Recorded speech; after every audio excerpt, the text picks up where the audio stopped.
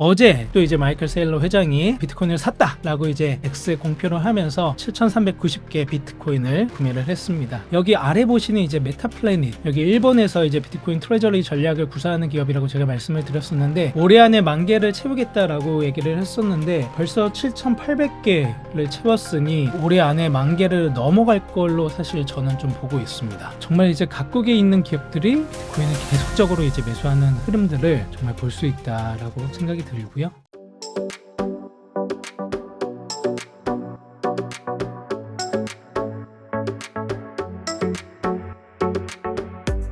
안녕하세요. 한 주간의 비트코인 가격 흐름, 글로벌 및 국내 시장 소식, 그리고 온체인 데이터 분석, 향후 전망을 전달하는 5월 셋째 주 주간 전시일 비트코인 코너 시작하도록 하겠습니다. 저희 오른쪽에 보시면 땡스가 for 비트코인 구매 시 저희 비트세이빙 1개월 이용권 드리고 있으니까요. 또 많이 관심 가져주시기 바랍니다. 비트코인 가격 흐름부터 보고 넘어가도록 하겠습니다.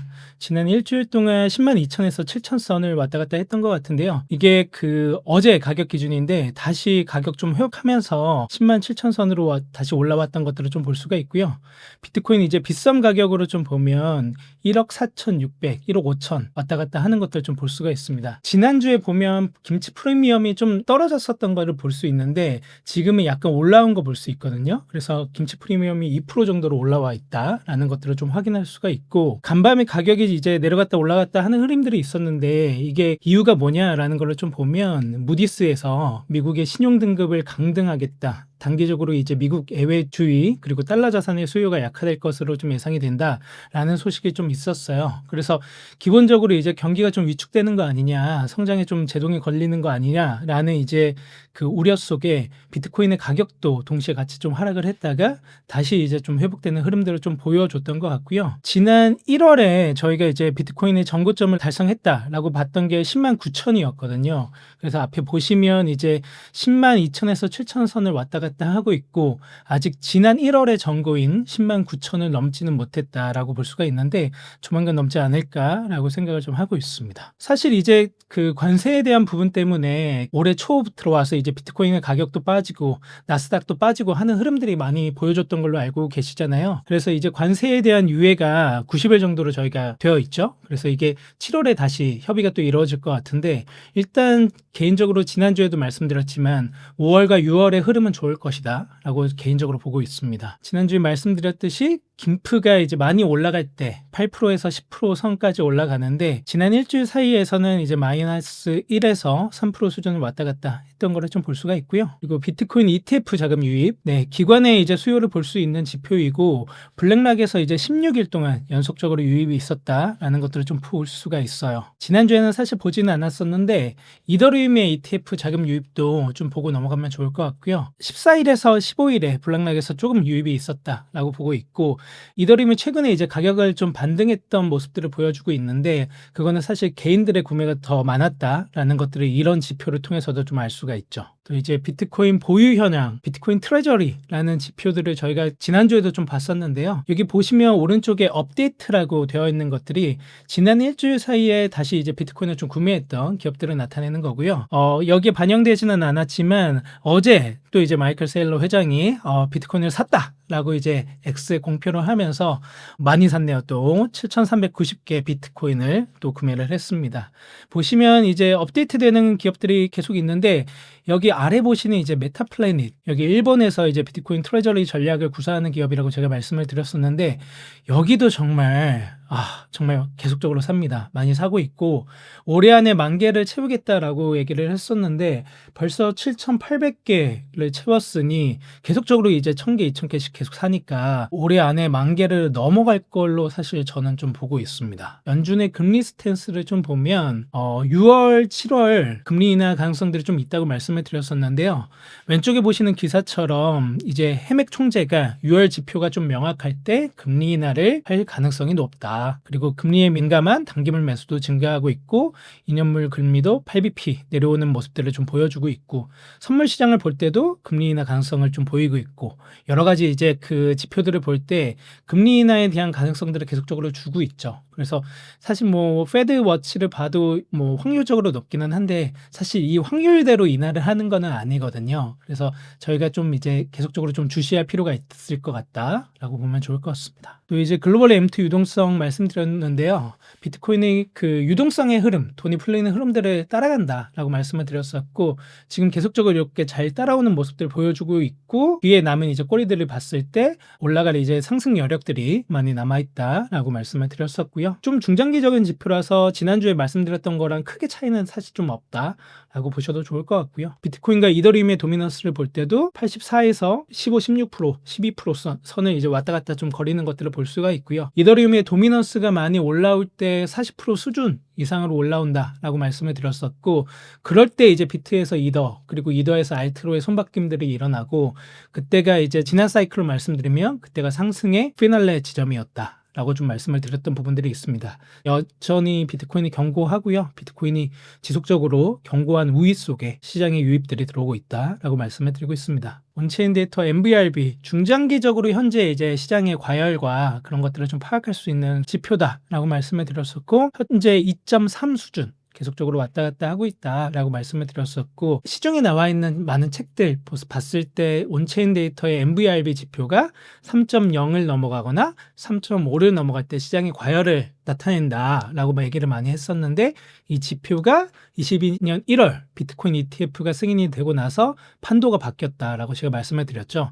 그거는 비트코인의 크기가 그만큼 늘어났기 때문에 올라가는 폭의 비중도 달라졌다라고 말씀을 드렸고 24년 기준으로 했을 때는 2.67이 시장이 과열된 지표였다. 현재 2.3 수준이니까 그래도 조금 올라온 수준으로 저는 파악하고 있습니다. 그리고 단기 SOPR 1시간 이상에서 155일 미만 약 5개월이죠. 기간 동안 보유된 코인에 대해서 보유된 지갑에 대해서 이제 계산한 지표다.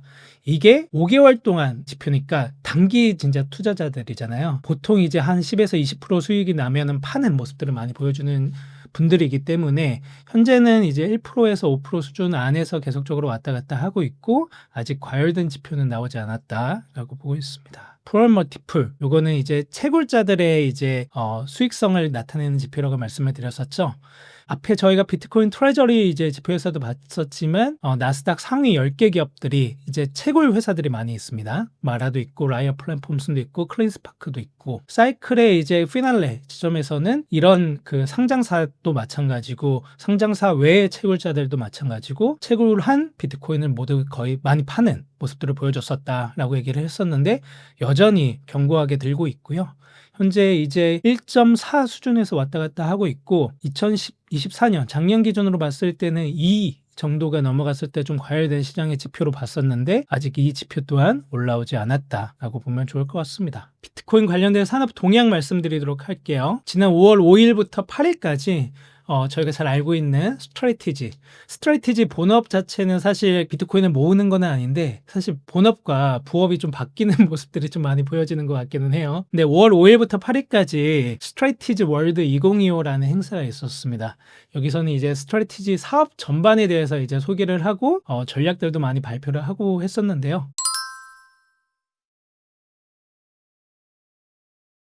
비트코인 트레저리를 이제 전략으로 내세우는 기업들도 참가를 해서 이렇게 발표를 했었어요. 여기 오른쪽에 보시는 게 샘러 사이언티픽이라는 회사고 여기는 이제 비트코인 트레저리 전략을 그 나스닥 상장사 중에서 두 번째로 발표한 기업이에요. 그래서 스트래티지가 먼저 발표를 하고 그 다음에 샘러도 우리도 이렇게 하겠다라고 이제 발표를 했었죠. 그래서 헬스케어 회사인데 지난 10여 년간 너무 회사를 또 잘 운영했었던 회사이고요. 이제 비트코인 트레저리 전략을 여기도 이제 채택을 하면서 이제 했었던 경험들을 이 행사에 이제 참가를 해서 이제 얘기를 했던 거죠. 보시는 것처럼 이제 그 마이클 셀러가 앞장서서 이제 이끌고 있고 뒤따라오는 회사들이 이렇게 생겨나고 있다라는 거를 좀 설명하는 장표인데요. 본인도 여기에 이제 동참하고 있다라는 것들을 잘 얘기를 했었죠. 비트코인 풀 코퍼레이션이라는 기관이 있다라고 제가 말씀을 드렸었는데 스트래티지랑 비트코인 매거진이 만든 기관이고 각 국가의 기업들이 비트코인을 잘 보유할 수 있도록 전방위적으로 돕는 기관이다라고 얘기를 했었는데, 셈러 같은 경우에는 사실 여기에 가입해 있지는 않았고 이제 스트래티지의 전략을 차용해서 지속적으로 이제 비트코인을 보유하는 것들을 전략적으로 밀고 갔었거든요. 근데 최근에 이제 가입을 했어요. 가입을 해서 셈러 사이언티픽 자체도 이제 비트코인 풀 코퍼레이션의 일원이겠죠. 일원으로서 같이 동참하겠다라는 거를 좀 이제 나타낸 걸로 볼 수가 있고요. 그리고 마이크로 스트래티지가 스트래티지로 사명을 변경했잖아요. 그리고 사명 자체에 비트코인 로고를 넣었죠. 그만큼 이제 비트코인의 진심이다라는 거를 전방위적으로 보여줬는데, 셈러 사이언티픽도 비트코인을 이렇게 기업 로고에다 아예 넣어버렸습니다. 이거는 정말 이제 기업의 주요한 이니셔티브로 셈러가 비트코인을 가져가겠다라는 걸 볼 수가 있고요. 제가 홈페이지에도 궁금해서 들어가 봤는데 정말 이렇게 바뀌었어요. 오른쪽에 들어가 보시면 오렌지 필을 정말 확 먹은 걸 알 수가 있죠. 오렌지색 로고에 비트코인까지 이제 딱 들어가 있고, 셈러의 비전은 메딜컬과 모네터리 프리덤이다. 이 모네터리 프리덤은 백드 바이 비트코인, 비트코인으로 한다라는 것들을 볼 수가 있습니다. 기본적으로 셈러 같은 회사들은 지속적으로 이제 그 B2B 사스로서 이제 본인들이 이제 헬스케어 소프트웨어를 병원이나 이런 것들을 다 공급하는 회사거든요. 그래서 영업이익도 좋고 현금 흐름도 좋고 매출도 지속적으로 잘 나오는 회사인데, 뭔가 이제 성장성 모멘텀을 더 만들어내기 위해서 비트코인 트레저리 전략을 쓰는 거죠. 그래서 업사이드가 가장 큰 자산을 이제 지속적으로 보유하면서 본인들의 사업을 잘 영위하면서 업사이드를 만들어가는 전략이다라고 판단하고 있습니다. 그래서 비트코인 전략 보유 기업들이 계속적으로 등장하고 있다라고 말씀을 드렸는데, 오른쪽에 보시면 이제 비트코인 서울 2025 행사가 6월 4일부터 6일까지 있어요. 저도 이제 행사에 스피커로 참석해서 이제 한국은 어떻게 하고 있다라는 것들을 좀 얘기를 드릴 예정인데요. 오른쪽 아래 보시는 소라벤처스라는 곳의 제임스 판 파트너, 소라벤처스의 창업자고요. 대표 파트너이기도 합니다. 소라벤처스 자체가 일본의 메타플래닛의 비트코인 보유 전략을 만들 때 가장 크게 기여했던 회사 중에 하나고요. 뭐 홍콩의 몽그룹 같은 경우도 소라벤처스에서 이제 같이 리드해가지고 비트코인 트레저리 전략을 썼다라는 것들을 볼 수가 있고, 여기서 최근에 아시아 스트래티지라는 기업으로 이제 변모를 하면서 나스닥에 상장을 합니다. 그리고 아시아에 있는 기업들이 비트코인 보유 전략을 잘 채택할 수 있도록 우리가 돕겠다라는 거를 이제 선포했다라고 보시면 좋을 것 같아요. 그래서 아시아에 있는 기업들이 비트코인 보유 전략을 이제 계속적으로 하는 것들을 저희가 기대해 볼 수 있을 것 같은데, 또 이제 비트코인 서울에 오니까 한국에서도 어떤 모습을 펼칠지 좀 기대가 되죠. 그래서 오른쪽에 보시면 소라벤처스가 IPO 그 나스닥에 상장했던 것들을 어떤 방법을 썼는지 좀 재밌게 보면 좋을 것 같은데, 나스닥에 상장된 이제 탑 위내 기존 상장 구조에 통합되는 방식으로 공개 시장에 진입했다라는 것들을 볼 수가 있습니다. 그래서 보통 이제 우회 상장이라고 하는 방법들을 저희가 표현할 수가 있죠. 그래서 이미 어떤 코스닥, 나스닥에 상장되어 있는 기업의 주식을 과반 이상을 취득을 함으로써 그 기업 자체를 이제 보유를 해버리는 거죠. 한국에도 그런 사례들이 또 많았던 걸로 나오는데요. 사실 그런 것들이 어떻게 보면은 이렇게 종을 울리면서 상장하는 거랑 좀 다른 모습으로 볼 수는 있지만, 재무적인 전략으로 볼 때는 되게 이제 좀 획기적이고 재밌는 방식이다라고 말씀을 드리고 있고요. 지난주에 제가 말씀드렸을 때 그 비트코인 매거진이라는 기업이 나카모토라는 회사를 세우면서 이제 카인들리 MD라는 헬스케어 회사를 이런 방식으로 이제 또 다시 인수하고 합병하는 모습들을 제가 말씀을 드렸던 것 같은데요. 동일한 방식이고, 아시아 스트래티지도 나스닥에 상장된 탑 윈의 주식을 그 과반에 이제 취득하면서 이제 그런 것들을 이제 취하고 있다라는 것들을 볼 수가 있고, 웹3 투자사 소라벤처스 제스팡이 이제 비트코인 서울에 나온다고 이제 제가 말씀을 드렸었는데, 최근에 인터뷰에서 그런 말을 했어요. 한국판 스트래티지가 뭐 2, 3개월 내에 나올 수 있을 것이라고 생각을 한다라고 얘기를 했었고, 2, 3개월이 걸릴지 좀 더 걸릴지는 모르겠지만 저희도 사실 좀 논의하고 있는 부분들도 있고, 그리고 이번에 또 만날 걸로 기대를 하면서 재밌는 것들이 좀 일어나지 않을까, 한국에서도 개인적으로 그렇게 좀 생각을 하고 있습니다. 비트코인 2025 라스베가스 행사에 대해서 좀 말씀을 드렸던 것 같아요. 5월 27일에서 28일에 열리는 행사다라고 말씀을 드렸었고, 오른쪽에 보시는 제디 벤스 부통령이죠. 나와서 이제 여러 가지 발표들을 할 거다라고 이제 보이는데요. 왼쪽에 있는 저명한 인사들도 있지만 저희 업로드 컴퍼니에서도 이제 참여를 합니다. 최근에 이제 보도 자료로도 나갔었는데, 비트코인 풀 코퍼레이션에 가입된 각국의 기업들이 있잖아요. 각국의 기업들 이제 뭐 대표 C레벨들이 참여해가지고 우리나라에서는 이런 식으로 비트코인 보유 전략을 펼치고 있다라는 것들을 논의를 하면서 같이 시너지를 낼 수 있는 부분들을 논의하는 자리가 될 거로 생각을 하고 있습니다. 비트코인 관련 산업 동향 좀 보시면 스트래티지 계속적으로 사고 있다. 그리고 상장사 메타플랜이 1분기에만 5,000BTC 넘게 추가 확보하면서 6,796이었는데 오늘 또 업데이트 된 거 보니까 7,000개 넘어가는 것 같고 계속적으로 사고 있다라는 것들을 알 수가 있고요. 이 두 나라 외에 또 재밌게 볼 수 있는 것들이 브라질에 있는 핀테크 기업이에요. 멜리우즈가 274 BTC를 또 매수를 했다. 상당히 많이 매수하고 있다라는 것도 볼 수 있고, 바레인에 상장된 AI 아브라즈 레스토랑 그룹인 것 같습니다. 레스토랑을 하겠죠. 5개 BTC를 최초로 매수했다. 정말 이제 각국에 있는 기업들이 비트코인을 계속적으로 이제 매수하는 흐름들을 정말 볼 수 있다라고 생각이 들고요. 다음 주 체크 포인트 알아보도록 하겠습니다. 비트코인 가격 좋은 흐름 좀 보여주고 있고요. 10만 1,000에서 이제 10만 7천 사이를 좀 왔다 갔다 하고 있는데, 지난 1월에 전고점 10만 9천을 비트코인 라스베가스 행사 때 넘을지 아니면 그 전에 넘을지, 또 6월에 금리 인하나 7월에 금리 인하 흐름에 맞춰서 넘을지 모르겠지만 오유가 좋을 것 같다라고 생각이 들고요. 반면에 미국의 이제 신용등급 강등이라는 소식이 있다 보니까 우리가 항상 이제 장기적인 시계열로 볼 때는 지금의 이제 포모도 있겠지만 높고 낮음이 있거든요. 그런 것들을 잘 판단하면서 적립식으로 잘 투자하면 좋지 않을까라는 생각을 또 하고요. 온체인 데이터 분석, 그리고 이제 비트코인 가격 흐름, 비트코인 관련된 시장 동향 모두 알아봤고요.